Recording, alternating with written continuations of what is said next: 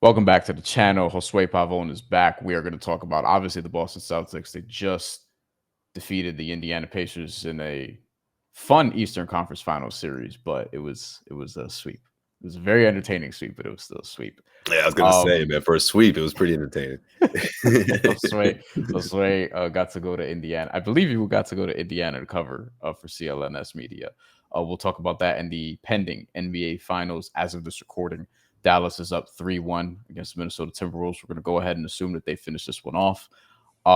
Whether it be in 5 or 6, I don't know, but it's likely going to be headed towards the Celtics Mavs Finals. But before that, did we learn anything about the Boston Celtics in the Eastern Conference Finals? Because the clutch situations, which we talked about, like they've had some Right. shaky clutch moments this year. It's a team that doesn't have a ton of flaws, but the flaws that they do have are quite worrisome given how dominant they were in the regular season. 3 clutch wins against the Pacers in that series, 43.9% rating, net rating in those clutch situations, which is really good for people who don't quite fully understand the numbers, and a lot of people don't. And they outscored Indiana 53-35 in those clutch situations, while Indiana turned the ball over 9 times in like 19 clutch minutes or something like that. So basically every other minute there was a turnover from the Pacers. So all that on the table. Did we learn anything about the Celtics? Was this more of, hey, they're turning a corner in the clutch if they even needed to? Or were the Pacers just like, hey, it's Andrew Nemhard. It was previously Tyrese Halliburton. This team is still young and learning, and you can't quite get a lot from that. I think we learned. I think we learned about their defense, and when they really want to, and when in those clutch moments, they can come up with big stops. And obviously, Drew Holiday has a big part to do. A big part of that, the steal in Game 3. In my opinion, that was the best. That was the Celtics' best game of the year, and it was because when it came down to it, when it came down to getting stops and stringing them together, like they did that.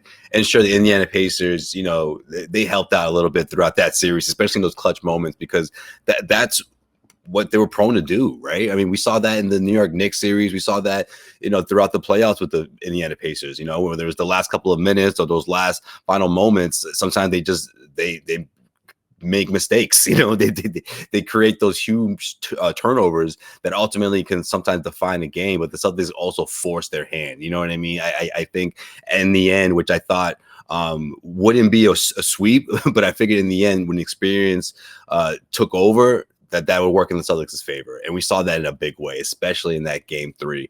Al Horford, someone like Al Horford hitting clutch shots down the stretch. I mean, 7 3-pointers in that performance. A lot of people were worried going into the series, how are you going to make up for Porzingis? And like, yeah, Al's going to have to start in those moments, but watch his minutes and all that. And going into that series, I'm thinking to myself, wait a minute, though. This is why the Celtics prepared Al for this, right? Not playing him on the second night of back-to-backs, monitoring his minutes throughout the season, because if a moment like that happened where you don't have Kristaps, you can put his minutes up. You can put him in those big moments at the end of the game. He can play an entire fourth quarter. And you saw him come up with the big stops as well, down the stretch and in the paint. So all that plays a big part, especially when you think about Kristaps Porzingis and not being in the mix. And certainly, in my opinion, I thought there was no chance of us seeing him back into the fold throughout that Eastern Conference Final series, and that's okay. Obviously now that the Celtics finished off in sweeping Indiana, but yeah, man, it was a fun series, for a sweep, and I think that's what we learned at the end of the day, that the Celtics team, the Celtics defense can really suffocate opponents when it really needs to, in those clutch moments. A lot of the talk has been how underwhelmed people are by the Celtics experience, and I think there's a thirst for wanting to see them tested. I admittedly did want to see, because you want to see the great regular season teams get tested, and we talked about that. I felt like in the first round, not that the Heat would have beaten them, because I think they probably still would have beaten this Heat team, but I do think that with Jimmy Butler and Terry Rozier there, and people forget about Terry Rozier, but that was a pretty big acquisition for them, that there would have been a push because of the history between the two teams. Right. Ultimately, Boston probably wins that in 6 or 7. Like, it can go deeper than the 5-game series it was, but we didn't get that. And then in the next series, the Cavs broke down by the end. I didn't think the Cavs were like super serious either, but I felt like that could have been an entertaining 6-game series if they were healthy. And then in this series, we all thought, not all, but many of us thought, especially up 3-2, that the Knicks would finish it off and then they would channel some of the things and perhaps push the Celtics. And we haven't really seen them get tested in that way except for this Pacers series consistently, but it's the Pacers. How much stock do you put into the conversation? Like, they haven't been tested to that degree yet. Does it even matter because they've been so much better than everybody in the Eastern Conference? And are there things that you worry about with this team going into the NBA Finals because of the lack of sparring, if you will, hard sparring going into the finals? Well, you wonder how a team like the Dallas Mavericks is going to do against this defense and against the Celtics, especially when you look at their backcourt. You know, like I always been weary of when score first point guards or, you know, a backcourt that can put up a lot of points, you know, really get going. That's when the Celtics, you have a good chance of beating them, especially if the 3-point shot is falling and you're figuring out ways to beat the Celtics in transition, you know, and that's why I feel like teams like the Cavaliers presented challenges because you had Donovan Mitchell, but then, like you said, he broke down at the end. But I don't think those challenges would have ever transpired into, you know, an upset, to be honest with you. I mean, I still think the Celtics win those series, but I hear what you're saying. I mean, a lot of people have been saying that throughout the national media, being like, man, these guys. It's like not a little bit of people. You know it's what the I mean? wild west out there, and the Eastern Right. Conference has been different. No, I get it, man. But like at the end of the day, though, like the big teams, the quote unquote like teams that are supposed to be the ones that are going to stop the Celtics, you know, whether it was the Milwaukee Bucks or the Philadelphia 76ers, I mean, they weren't even around, you know, and then the health and the guys, the team's missing their top players and all that. I get it, but I don't think the gap between what we saw throughout the course of the regular season, I don't think it closes. You know, like I do think the Celtics still would have won in those situations, but I get why people are saying that. That's why I'm thankful we're getting this Dallas Mavericks Celtics NBA Finals, man. I can't wait for that because like I said, I mean, Luka, you know, Kyrie, like that's the big test right there. Drew Holiday, you know, what he's been doing throughout this playoff, taking it up another level throughout the season. Those are the teams that are giving the Celtics the biggest challenges. Both teams provide plenty of challenges for the Celtics team, and I'm glad it's the Mavericks aspect because we're getting that storyline of Kyrie and back in Boston, and also my personal favorite, to be honest with you, is Luka versus Tatum, which I always envisioned being the face of the NBA at some point, and here we are getting it. You know, I figured at some point would be the next year, 2 years from now, but here we are, man. The basketball gods, they want this to happen right now, man. I can't wait for it. The Celtics thing, it kind of reminds me of, and you know I cover boxing, kind of reminds me of when everybody wanted to see Floyd Mayweather get tested. A lot of people wanted to see him straight up lose, but a lot of people, he was dominating for a number of years there, but there were some close calls. Marcos Maidana, the first fight, there were people who were like, hey, I want to see Floyd Mayweather get pushed. This is why there was this lust for Manny Pacquiao to fight him for a number of years. And then they finally fought 5 years after they should have. And Floyd Mayweather beat him fairly easily. The Celtics is very similar because like, I just think people want to see them. There are people who want to see them lose also, but I think a lot of people just want to see them tested.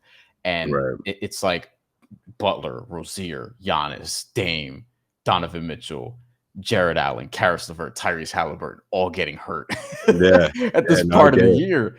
And the Knicks, like 5, 6, 7 of the key Knicks players, Jalen Brunson ending the season with an injury, Bojan Bogdanovic, Mitchell Robinson, Julius Randle, like the list goes on and on and on. So I do think that it would be nice to see them get tested. And I do wonder, like, you know, you want some level of hard sparring before going into a fight. So like there's going to be a big jump in competition between, you know, the Mavericks, let's say, and the Pacers. Like there's going to be a sizable jump there that I wonder if if there's going to be an adjustment period, especially after 10 days off, 9 days off, or whatever the case may be. So there's that element of it too.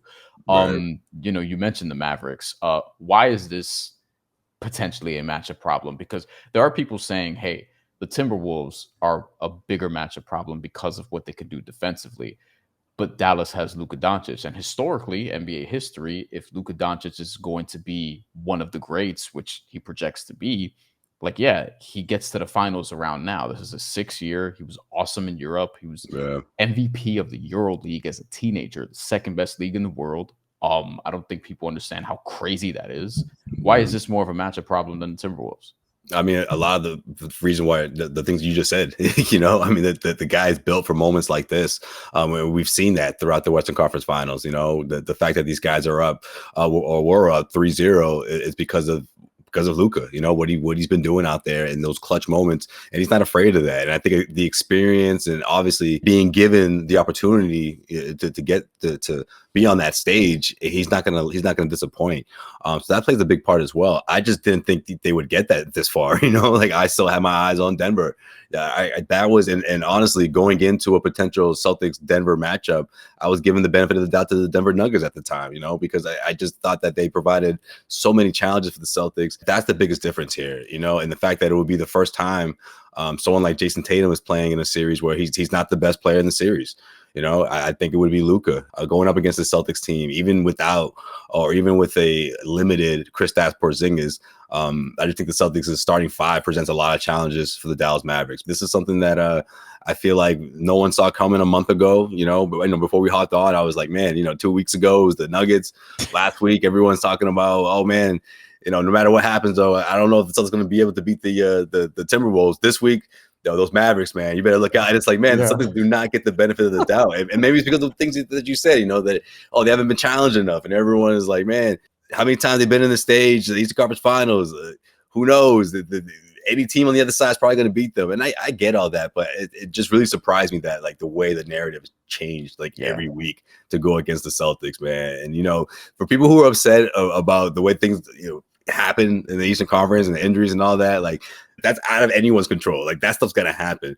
But the way I see it, Brian, like the way this period right now, this era in the NBA, like this whole like super team era, like that thing is done. Like I just envision the future of just NBA GMs being smarter than that, and just knowing that you need a well-balanced team to win a championship.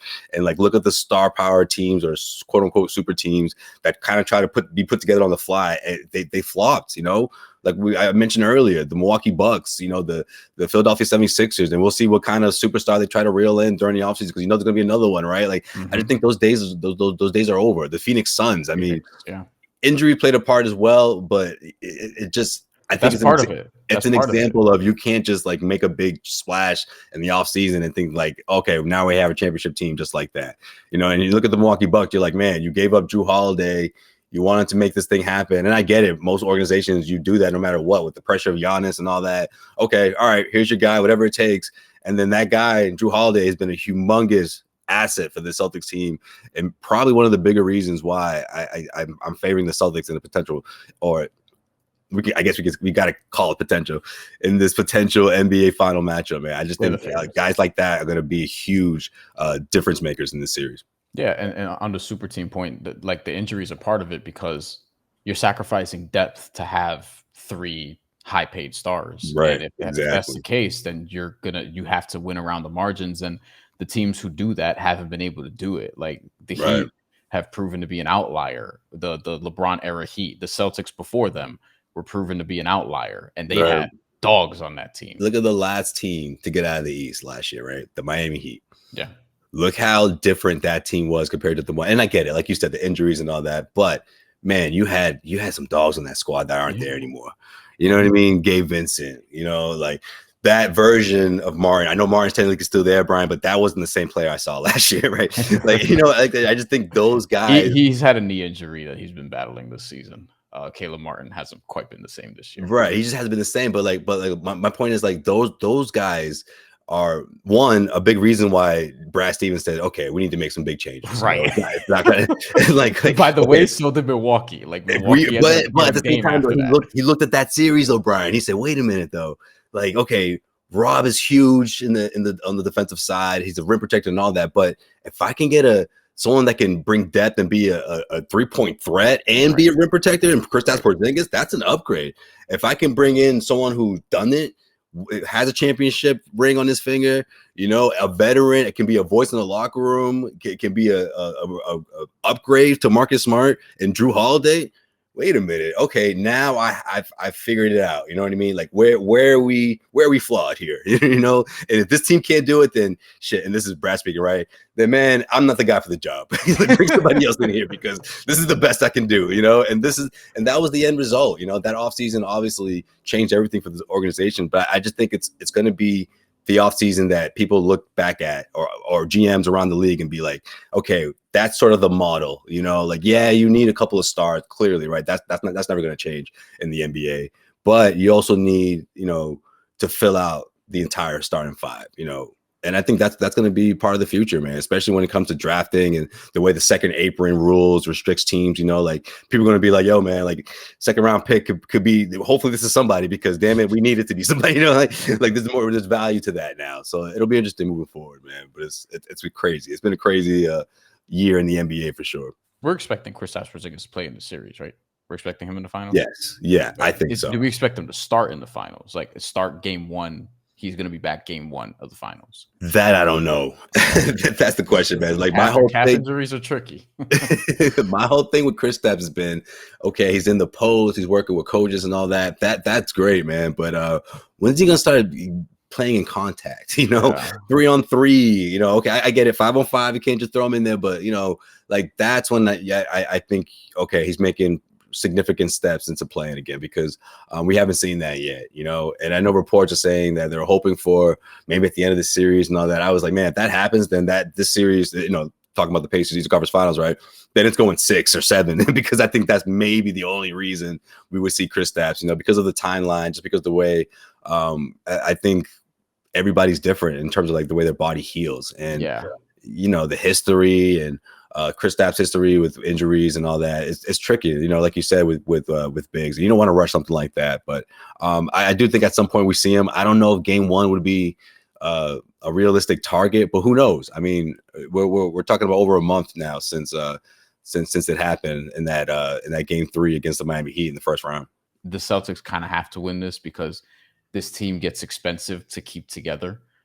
Drew Holiday got his deal, Kristaps Porzingis, etc. Like, now winning around the margins, around your core 4, if you want to call it that. There's also a Derek White question. Like, It gets tougher as you commit all those salaries. So like this is the perfect shot for them to be able to capitalize on it. We have to spend a minute or two on Kyrie Irving and that element of this. Just what is that going to be like as I'm gonna be honest, man. It's gonna be a little cringe, man. I'm gonna be honest, man, because listen, man, like so much time has gone past, man. Like, and the fact that like everyone's expecting it, and the Celtics fans are gonna be like, "Oh, we got to be our old selves, right?" And they're gonna do it, and it's just gonna be like, "Come on, man."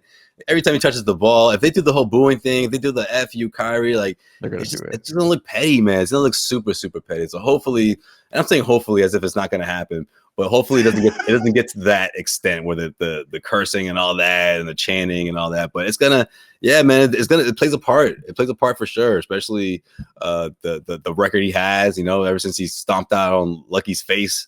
You know, he hasn't won in Boston and all that. Sage and all these different things. All of it, man. You want them to keep it a basketball, but they're not going to. No, they're not. They're not, man. Unfortunately, it's gonna play a part. I just hope we don't get the whole like, you know, someone calls them the N-word thing, man. If we get that, it's like, damn it, Boston. Try to keep it to basketball, man. Hopefully it's just if we focus on basketball, and hopefully by the end of it, it's not the storyline's not as strong as, you know, from the way it is now, you know, because this is the strength of it. And by the way, you know me, I'm here for the combat. I'm here for like the energy, the fight. Again, boxing, maybe my favorite sport. I can't wait for that piece of it. There's also a lesser but still Kristaps Porzingis revenge factor that you know, people are probably overlooking because of the Kyrie thing, but the Kyrie thing is going to be fascinating. I wonder how he's going to play in that environment now that he's trying to give off like he's matured, and maybe he's matured from where he was, but we've sort of forgotten like the antics of the last few years, and I feel like some of that's going to come back up Yeah, in this series. yeah, because it got to him, Brian. It really did, man. And even I was surprised. I didn't expect him to do the whole double, flipping the bird and all that, and he was going like this, like, "Oh, you guys are still crying about." I'm just Talking like, to the fans. "Oh, so this is getting to you." You know what I mean? Like, I did think that it would affect his performance. I mean, that's just human, right? That's gonna happen naturally. But I didn't think that it would actually affect him to the point where he was like, battling back. So yeah, I mean, all that does come back for sure. But I've been so happy for Kyrie the way he's bounced back, because you can just see it. I just think it's genuine.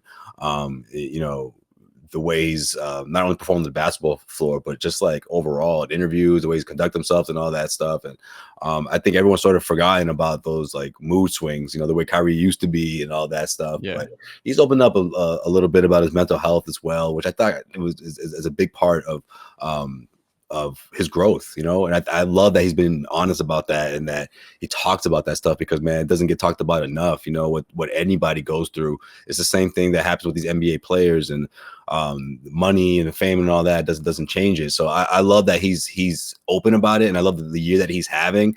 But yeah, because it's Boston, and because of what happened in the past, all that's going to come back, and I can't wait to see how he responds. I don't think he'll respond in the same way, which is great. I think he's matured. I think he's beyond that.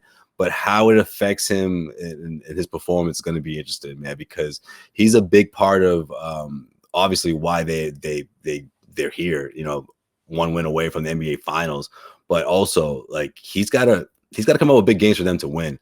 Like, it's just sort of going to be the way it is going into this series. Again, because of the Celtics' depth, because of what they do when they get going, especially the 3-point shots involved and all that, and just the challenges that they provide. Like they need Kyrie to put up like 20 plus every night and then some. And I think he's up for the challenge. But like you said, thrown into that environment, I can't wait for it. And this is the NBA Finals, man. This isn't just like some regular old best of 7, first round matchup like the last time these two teams faced off when he was with Brooklyn.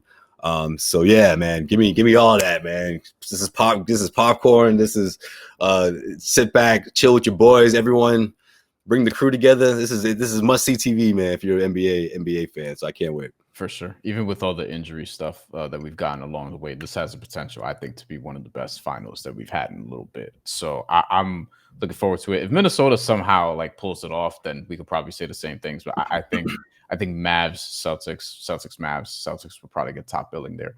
It should be a lot of fun, and I think it's going to be a great series. You can follow Sway's work, CLNS Media, Cedric Maxwell Podcast, yes, sir. and Joe_Sway on social media. We'll be back with more on the channel very soon. Thank you for watching.